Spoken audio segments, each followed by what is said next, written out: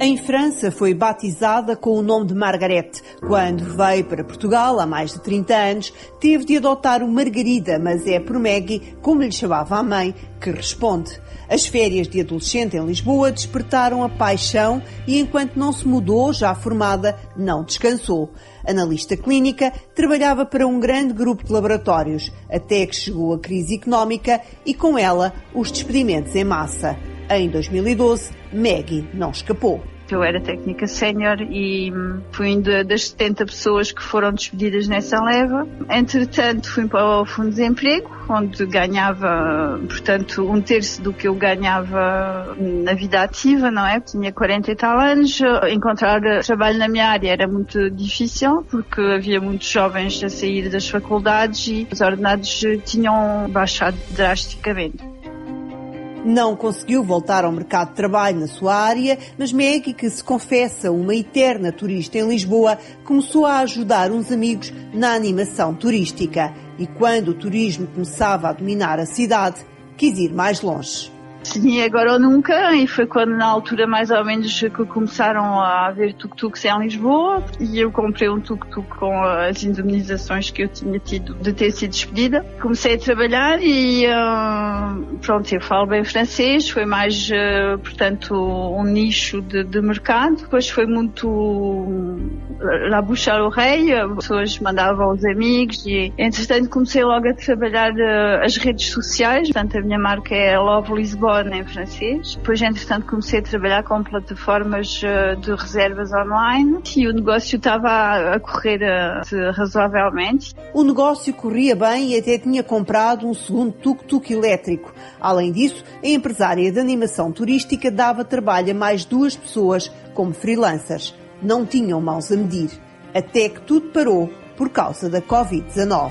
Do dia para o outro ficamos sem trabalho, não há turistas, não havia voos, não havia nada. O ano passado ainda conseguimos trabalhar um bocadinho durante o verão, mas a faturação baixou 90%. Com uma quebra de faturação tão grande e a atividade parada, teve direito à ajuda do programa Apoiar. Ironicamente, acabou por conseguir algum trabalho e rendimento à custa da sua antiga profissão. Neste momento estou como técnica substituta num grande grupo de análises clínicas e faço colheitas de sangue, de covides. Quando é preciso, chamam-me para ir aliviar as colegas ou quando colegas estão ausentes. Estou a recibos verdes. Maggie admite que a sua não é das situações mais dramáticas, mas dependendo apenas do seu rendimento e com 2 filhos a fazer mestrado, teve de recorrer ao pé de meia feito nos anos do boom turístico para fazer face às despesas, muitas fixas, e que incluem a manutenção dos veículos. Agora, como diz, a meia começa a ficar furada, mas não se dá por vencida. Aproveita todas as formações gratuitas disponibilizadas pelo Turismo de Portugal e que a possam ajudar a desenvolver o negócio. Enquanto espera ansiosamente que as fronteiras abram e os turistas regressem, vai alimentando as redes sociais. Mostra-se seriamente empenhada em garantir que a sua Love Lisbonne não cai no esquecimento. Todos os dias faço um post com uma fotografia de Lisboa ou 2, quando tenho a ocasião de fazer um live em Lisboa, vou fazer um live em Lisboa ou ao pôr do sol, ou falo sempre um bocadinho, consigo fazer alguns concursos, de vez em quando também nas redes sociais. A minha maneira de trabalhar é muito personalizada, não é? Tento acarinhar as pessoas que já me seguem, para não cair no esquecimento e para quando elas voltarem ou quando tiverem amigos que venham cá, lembrem-se que existe a Love Lisbonne e que pode-lhes proporcionar, portanto, bons momentos. Somos 5 estrelas também no TripAdvisor e não queria que isso caísse no esquecimento. Maggie tem consciência que este ano não deverá ser melhor que 2020 e, mesmo quando retomar a atividade, não poderá levar tantas pessoas no tuk-tuk. Quanto muito, 2 ou 3 da mesma família. O rendimento será menor e as despesas, que incluem o cumprimento das regras sanitárias, mais avultadas. Mas não baixa os braços e tem esperança na retoma. Nas suas voltas a mostrar os outros rostos de Lisboa, já não encontrará muitas das casinhas a que costumava ir, mas passará, certamente, por um dos últimos resistentes entre os grandes armazéns da Baixa Lisboeta, a Pollux. Com 85 anos de história, está há mais de 30 anos nas mãos do grupo António Robalo. E o seu administrador, António Manuel Robalo, confessou à Renascença. Desde que adquirimos a Pollux em 88, esta é a pior crise que temos, porque ainda por cima tivemos o ano 2020 já mal. O 2021 ainda está a ser pior que o 2020. Isto está a ser uma crise muito complicada. Quando o grupo adquiriu a empresa, cuja loja emblemática está na Rua dos Fanqueiros, a Pollux estava num bom momento. Deu para fazer uma boa almofada que, entretanto, esvaziou. Não apenas com a crise pandémica, mas já antes com a crise económica e com a adesão ao euro. A almofada já está mesmo lisinha. Nós comprámos a Pollux, na realidade, em 88 e a década de 80 e 90 foram décadas muito boas comercialmente. O problema foi o euro. Pronto. A partir de 2002 as coisas, pelo menos falo por nós Pollux, estagnaram e até baixaram. Serviu-nos a almofada que conseguimos até aos anos, até 2000, desde que entramos neste século as coisas não têm ajudado, não só a entrada do euro primeiro em 2002, depois as duas crises, portanto a almofada já, ou seja, essa reserva já foi toda. Agora é diferente porque a pandemia e os confinamentos determinaram o encerramento das lojas. Durante 2 meses, o ano passado, e há mais de 3 este ano, a maior parte dos funcionários foram para casa, ao abrigo do layoff simplificado. Não havia outro remédio, diz António Robalo. Mais de 80% estão em layoff, se calhar até 85% com as lojas fechadas não temos, isto aqui não há teletrabalho numa loja de venda ao público. O encerramento das lojas em Lisboa, Porto, Almada, Amadora e Aveiro determinou uma quebra na faturação de 26% o ano passado. Na área da hotelaria, de que a empresa é grande fornecedora, a redução ultrapassou os 45%. A Pollux recorreu aos apoios disponibilizados pelo Governo. Apesar de os considerar insuficientes, o administrador admite que ajudaram a manter os cerca de 100 postos de trabalho.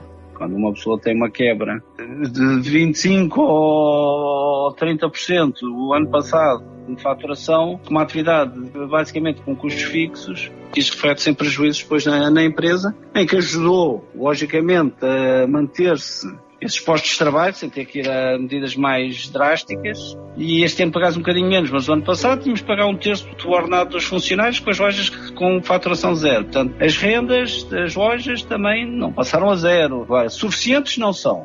Que apoiaram, claro que sim. Sem essas ajudas tinha sido descalabro, quer para a Pollux, quer para, direi, 90% das empresas nacionais. E garante à Renascença que não tem intenções de dispensar trabalhadores efetivos. Mesmo dos efetivos, despedir X% deles, não é necessário nem vai acontecer, porque para ter as lojas abertas há um mínimo de pessoas que temos que ter e esses são os efetivos que temos, são todos necessários. Temos pessoas com décadas de anos de trabalho na empresa e até temos naquele processo até, porque temos uma empresa antiga e já com muitos anos, que estão até algumas agora a começarem-se a reformar e estão a ser substituídas por outras novas. Mesmo o ano passado, com a crise que houve, das pessoas que estavam a contrato a termo certo, 3 pessoas passaram para efetivas. Mais difícil será fazer tantas contratações a termo como fazia antes, para os períodos de maior procura, no Natal ou para reforço nas férias. António Robalo diz que esta não é uma atividade que possa passar para o online. Ainda assim, as vendas através deste canal aumentaram significativamente durante a pandemia. Achamos que o nosso tipo de produto é mais na loja, fisicamente, as pessoas a verem, mexerem e tal, para escolher e, logicamente, não vou esconder que o ano passado mais que duplicou as vendas online, não só porque estávamos fechados fisicamente, como as pessoas adquiriram esse hábito de estar em teletrabalho e não poderem circular tanto, mas ainda não é aquele canal que safe um ano como acho que está o 2020 e 2021 da Pollux, com tanto tempo com as lojas fechadas. Não chegam e o empresário deseja que as lojas possam voltar a funcionar normalmente a curto prazo e sem mais interrupções. Dá o ano de 2021 por perdido, como 2020, mas mostra-se otimista quanto a uma recuperação a partir de 2022. Não muito longe desta loja da Baixa está, por exemplo, Joana Tavares, e é pela Penha de França que quer continuar. Tem 30 anos e é mãe de 4 filhos. Em 2012, sem trabalho, emigrou pela primeira vez e levou a filha mais velha para a Inglaterra com poucos meses de vida.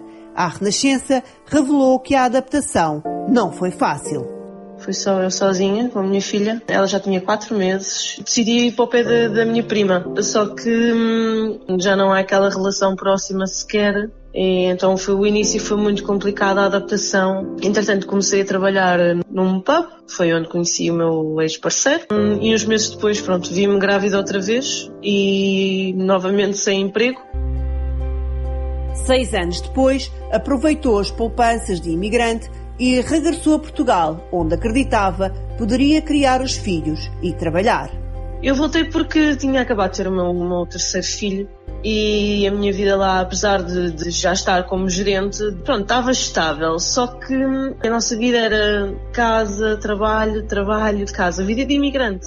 Depois também havia muita gente a dizer que o país já estava melhor, que não era como eu fui, não era aquela crise e decidimos voltar. Uma nova gravidez, a separação e a pandemia deitaram por terra a hipótese de arranjar um emprego, assim como uma creche onde pudesse ter os 2 filhos mais novos. E agora é o ex-companheiro quem assume o pagamento de 400 euros da renda de casa com 2 assoalhadas e degradada. Apesar da insistência de Joana, a senhoria nunca fez contrato e já avisou que terá de sair em setembro. Neste momento tenho o apoio do meu ex-parceiro, é ele que me paga a renda de casa. O plano era o Afonso em setembro já entrar na escola do irmão, porque já é mesmo escola, já é pré, já ele vai ter quase 3 anos. Eu arranjar logo trabalho, não é? Eu vivo com o abono, o que o pai dos meus filhos me dá. Não temos apoio nenhum de RCI nem nada. Só que a senhoria decidiu que, como vai haver umas obras aqui que o condomínio vai pagar na casa dela, por causa de infiltração, que nós temos que sair daqui até setembro.